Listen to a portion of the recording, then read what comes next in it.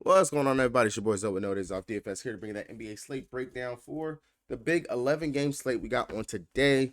One more week until Christmas, literally 1 week. This time next week, we're going to be having the Christmas games going on while everyone's opening up presents and all that good jazz. So, happy holidays to everybody. Hope you guys are enjoying December, having a pretty good run, making that money for Christmas time, getting all the gifts and everything that you want.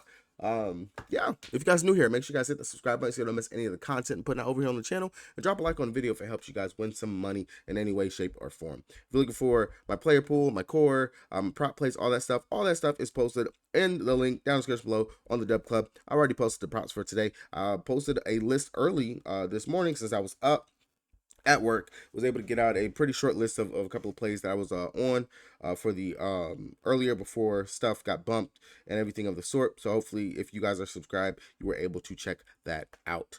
With that being said, let's go ahead and let's get into this breakdown. As always, where we always start, we're going to start with the injury report. We got a lot of injury news, of course, to watch out, pay attention for. Again, big slate. I'm not going to touch on every single team and everything, but whenever you just look at it, it is a landscape of some things that we want to pay attention to.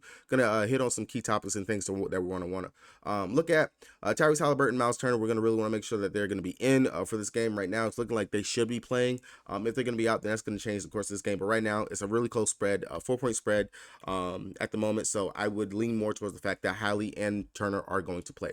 Over here for the Bulls taking on the 76ers. Same thing for this one. Embiid, he is a game time decision for this game. But just looking at the spread, it is a 10-point spread. Granted, that might just be because the 76ers are definitely 10 times better than the Chicago Bulls, even though they have been playing much better as of late. But I definitely will want to pay attention to make sure if I know if Embiid is going to be in or out. Because if Embiid is going to be out, then of course we're going to want to look at Tyrese Maxey, Melton, Tobias Harris as main benefactors who are going to benefit. And then of course Paul Reed will get shoved into that starting lineup. Down here for Detroit, Killian Hayes was a late add to the injury report. Questionable, I want to say, for illness. I doubt that he will play since he was a late add to the slate. Doesn't matter. This game has supposed blowout written all over it, especially from Vegas. It's 12-point spread in favor of the Hawks. Hawks should be able to come in here and win this game. Clint Capella, game time decision, is expected to play, so he should be in. But Killian Hayes, I would expect for him possibly to be out, and they start Jaden Ivey in his spot instead. So definitely pay attention to that. Over here for the Timberwolves taking on Miami. This one is a 2-point spread, so I would expect Anthony Edwards and Jalen McDaniels to both play. Ant got himself into a little bit of a fiasco over the weekend in regards to a OnlyFans or Instagram model blasting him and with some text messages. I don't know what's going on with this day and age of NBA players, man, but they're getting themselves caught up. Really, I know it's because social media is more open, so we get to see this stuff a lot more. But it's just crazy the stuff that is coming out, especially with a lot of these players and stuff like that. Over here for the Bulls, we just got word that Miles Bridges is doubtful to play due to some legal issues. Not sure what's going on with that. Gordon Hayward game time decision, definitely want to pay attention to that. And Terry Rozier is expected to play going up against the Raptors. So pay attention to that. We might have some value. PJ Washington, he's a game time decision, so that'll player to look out for. Maybe we get PJ back in starting lineup right here, or they might go with like a Bryce McCowan or something like that for the starters over here for the Charlotte Hornets. So definitely want to pay attention to that news. Memphis, OKC, we've already got word that they are missing a boatload of players. It's gonna be the last game before John Morant is officially back playing for the Grizzlies. So that's nice. But Derrick Rose is going to be out, so we should be seeing Gilliard start at the point guard position.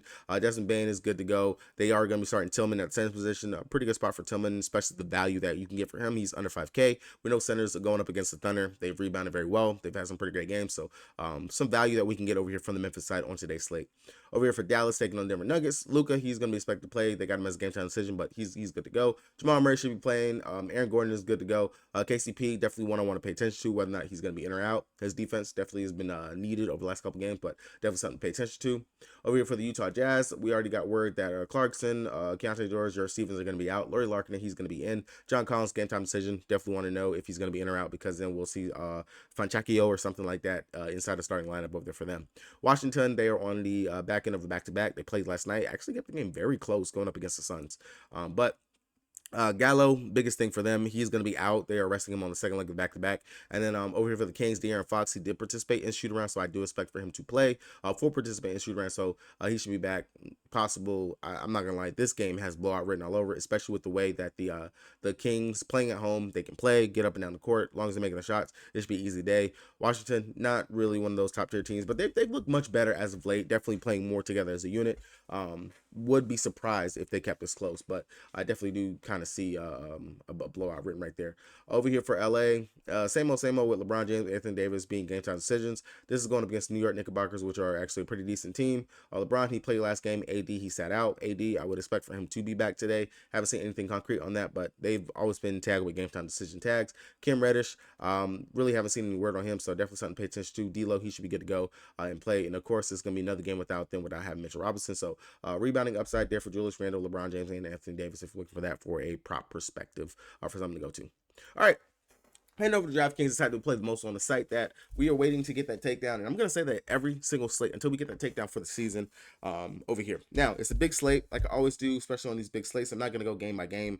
Unless you guys want me to bring that back, let me know down in the comment section. I will consider bringing that back to you guys. But outside of that, I'm just going to touch on some value players and how I think that we could possibly go ahead and build out this game, build out the slate, so to say. So really starting up at the top, looking at everybody, our 10K and above guys, we got Trae Young, LeBron James, AD, SGA, Tyrese Halliburton, Joel Embiid, Nikola Jokic, and Luka Doncic. Out of all these guys, the game that is going to be pretty competitive and close is going to be that Joker and Luka Doncic game, Dallas taking on Denver. Should be a very big and close game right there. And of course, Luka with no Kyrie, say it all the time, he's option 1, 2, 3, 4, 5, 6, A, B, C, D, E, F, G.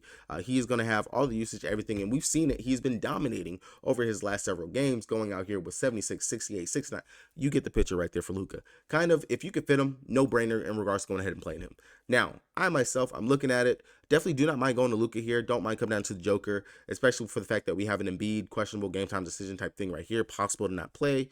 Same thing for Hallie. This is going to be a tougher matchup for him going up against the Clippers.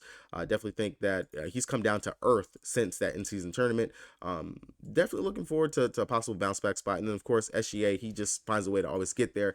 But out of all these guys, I'll come down here to the bottom for my boy Trae Young, going up against the best matchup for opposing point guards. We've seen opposing point guards literally decimate the Pistons, and that should be no different here for Trae. The assist upside is going to be there. The scoring upside has been there. He's been on fire in the month of December, and I don't mind going to Trae Young, who has the upside of getting me a 60-plus fantasy point type game, especially the game environment, the matchup, and everything that he has for me, and the savings that I can get coming down to him versus paying up for a Joker or a Luka here in this position spot. I really do like Trae for what he can bring to the table. Don't mind going to him.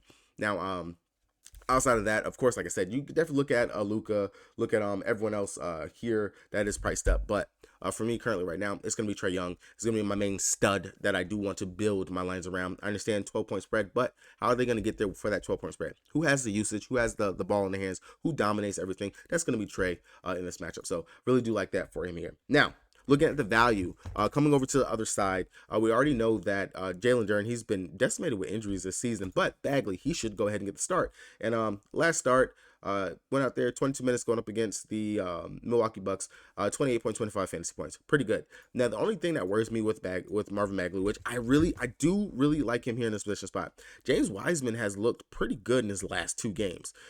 28 minutes going up against the 76ers, 40.25 fantasy points. If you've seen that coming, then all more power to you. And then going up against the Bucks last time, 26 minutes, 34 fantasy points. Be very interesting to see who actually is truly going to start here for the Pistons in this position. Right now, they have Marvin Bagley, but it's been looking like Wiseman has been playing more of the minutes and has been getting that production and upside. So definitely something to keep an eye on and possible position, but I do like Marvin Bagley, especially if he's going to get the start. The matchup is pretty juicy for opposing centers going up against the Atlanta Hawks. They've all had pretty good games. Last center out was Jared Allen. He dropped 49.50 fantasy points going up against the Hawks. So I'm not going to say Marvin Bagley is going to go out there and do the same thing. He does have a low usage, but do not mind him for a possible value play. Now, another player who should be thrust into some minutes, some time out there is going to be our guy. Really don't want to butcher his name, but I want to say, I think it's Vincent Williams. Vincent Williams Jr. Playing for the Memphis Grizzlies. He should be starting at the small forward position. Pretty good price tag, 4,600 for him. Coming off of 30 minutes, 31.5 fantasy points, 28, 26. So pretty decent fantasy point per minute producer. I do not mind him sitting here at that 4,600 price tag. Some pretty decent value that we can go ahead and get right there and plugging him in. And as you can see, plugging in these 2 value plays that we already have leaves us with 6,100 for our remaining spots as possible plays that we can go ahead and shove in here. Now, I'm going to stick with the Grizzlies real quick. Of course, if you're looking especially for possible taking the point guard that they're going to be starting in Gilliard. 3,800. I don't think he's played some decent minutes throughout the season. 24 minutes, 12, 13 fantasy points, 24 minutes, 23.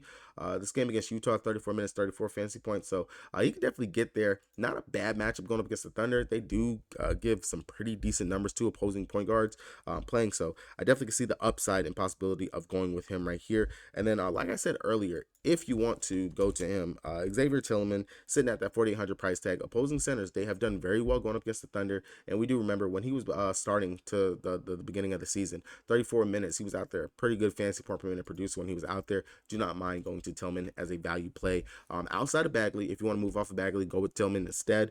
Some pretty decent spots right there. And then one more center who I will have to touch on is going to be Precious Achiuwa going up against the Charlotte Hornets. Backup centers period have had really great games going up against him. Precious 4,600. He's going to play about 17 to 20ish minutes out there at night. The upside is definitely just there for him. Period. Like going up against him last time, 22 minutes, dropped 32 fantasy points. So we know he can go out there and have a really great game and smash, especially for the price point that he is sitting at.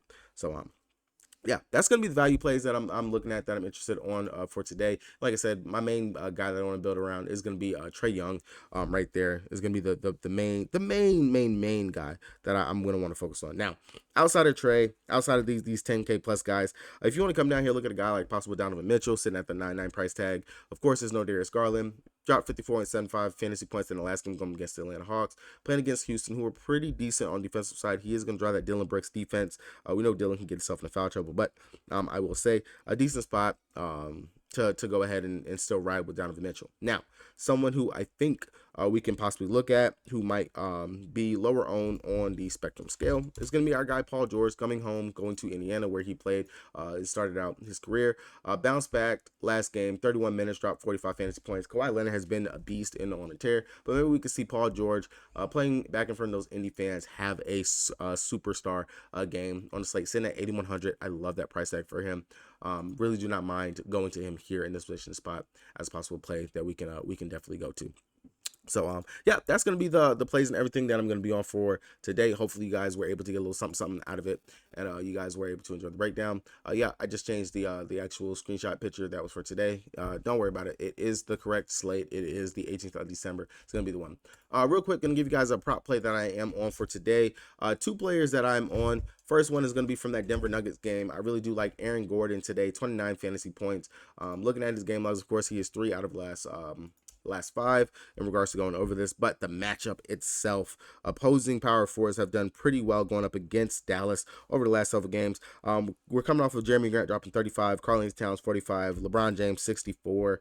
Who else in here? Jalen Williams dropping 39. So looking at it, when he's played going up against them early in the season, in 35 minutes, he dropped 42 fantasy points going up against the Dallas Mavericks. So really do like Aaron Gordon as one play that you can go ahead and take. And now this next one is going to depend on which one you want to go with. Asar Thompson, 26 fantasy points, or Bojan Bogdanovic, 29 fantasy points. I like both these guys from the Detroit side. If they're able to keep this game close, it is going to be due to the back of either Asar getting those steals and blocks, the rebounds, and scoring like what he did the first time that when he went up against them. I want to say he dropped 30 plus fantasy points in that game. And Bojan, since he's been back, he's been up and down, but he has gone over 29 fantasy points 4 out of his 7 games that he has played since he has come back. So I do like either one of those guys as possible props that you can go with on today's slate. I'm definitely going to put both those two together, power them together, probably put 25, 50 bucks on them as plays, and go ahead and ride it out into the sunset and cash out and go ahead and bring it back again for tomorrow.